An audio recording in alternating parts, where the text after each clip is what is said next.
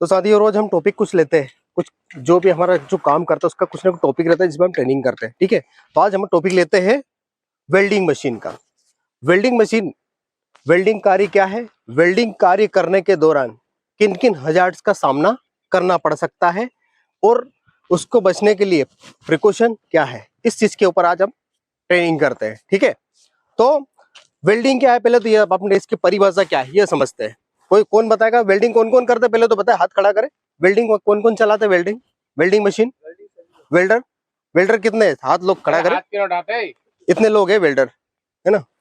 तो भाई वेल्डिंग क्या है, वेल्डिंग आप पहले तो ये इसकी डेफिनेशन की बात कर, डेफिनेशन है इसकी, यानी कि कोई भी दो या दो से अधिक पार्ट को जो जोड़ने का कार्य, जो भी दो पार्ट से दो अधिक पार्ट जिसको अपन पार्ट को हम जोड़ने का कार्य करते हैं हीट के द्वारा या फिर प्रेशर के द्वारा, जो कार्य जोड़ने की एक्टिविटी होती है उसको वेल्डिंग बोलते हैं।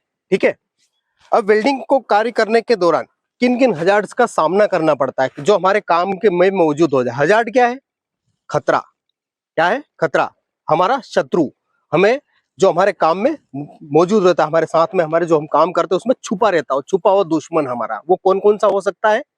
सबसे पहले हम बात करेंगे फायर एंड एक्सप्लोजर, यानी कि आग लगना हो सकती है वेल्डिंग का काम करे तो, और वहां पे विस्फोट भी कुछ हो सकता है।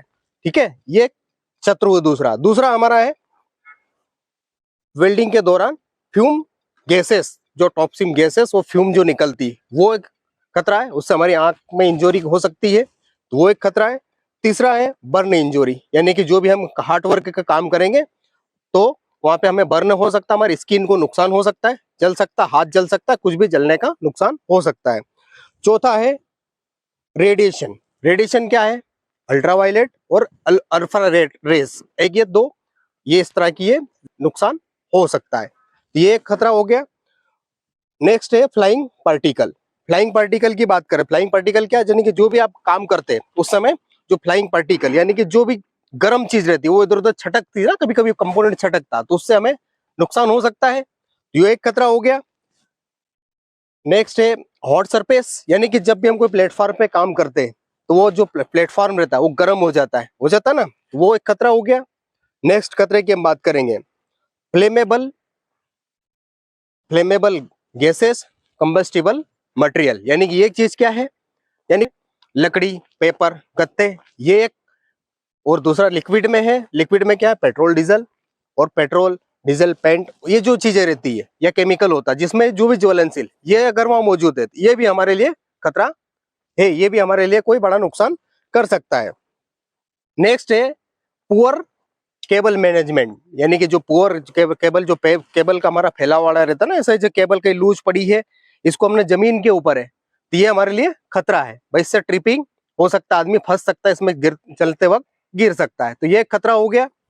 नेक्स्ट है, आता है खतरा हमारा एक और होता है अर्गोनोमिक हजार्ड, यानी कि इसका क्या मतलब होता है, यानी कि जब भी हम कंटिन्यू काम करते हैं तो हमारी बॉडी में कहीं ना कहीं, भाई ऐसे झुके हुए हैं अपन तो यहाँ घुटने में दर्द होगा, ऐसे कभी कोई एक्टिविटी होती है ना कंटिन्यू झुक के हम काम करते हैं तो वो हमारे यहाँ पेन होगा, कमर में पेन होगा, तो पेन होना ये अर्गोनोमिक हजार्ड है। भाई कंटिन्यू काम करना ये भी एक हजार्ड है, ये श्रेणी में आता है। अब ये तो हमने मैंने हजार्ड आपको गिनती कराए, अब इसके बचाव के तरीके, प्रिकॉशन क्या क्या लेंगे हम इसके लिए। भाई सबसे पहले सुनिश्चित करना है उस एरिया को, जिस एरिया में हम काम कर रहे हैं वहां पे कोई भी जलने वाली चीज तो मौजूद नहीं है, जलने वाला कोई केमिकल तो मौजूद नहीं है, जलने वाला पेट्रोल डीजल तो कोई मौजूद नहीं है, अगर वो है तो उसको वहां से रिमूव करना।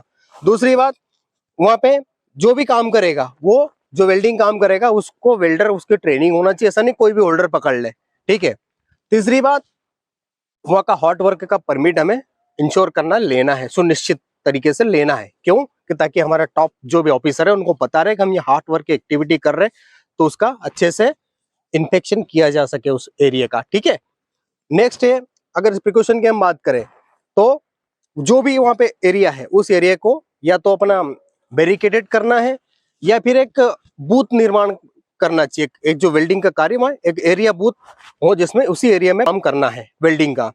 नेक्स्ट, जो भी हम काम करते हैं उस एरिया का वो गीला सरफेस नहीं होना चाहिए, सूखा होना चाहिए, गीला रहेगा तो आपको करंट फैलने का चांसेस रहेगा, या इस टाइप से वहां पे कुछ भी हजार्ड्स हो सकता है, वह नुकसान हमें हो सकता है, उससे हमें बचना है इस तरीके से। तो ठीक है, ये मैंने आपको बताया। और बाकी एक और सबसे मोस्ट इंपॉर्टेंट बात, जो भी हम जब करेंगे, एक फायर वॉचर वहां पे अटेंड रखना है। फायर वॉचर कौन? जो सिर्फ वॉच करेगा फुल टाइम, जो एक्टिविटी चल रही है उसको देखेगा, अटेंड ऑन। साथ में वहां पे फायर एक्सटिंग्विशर उस साइड पे मौजूद होना।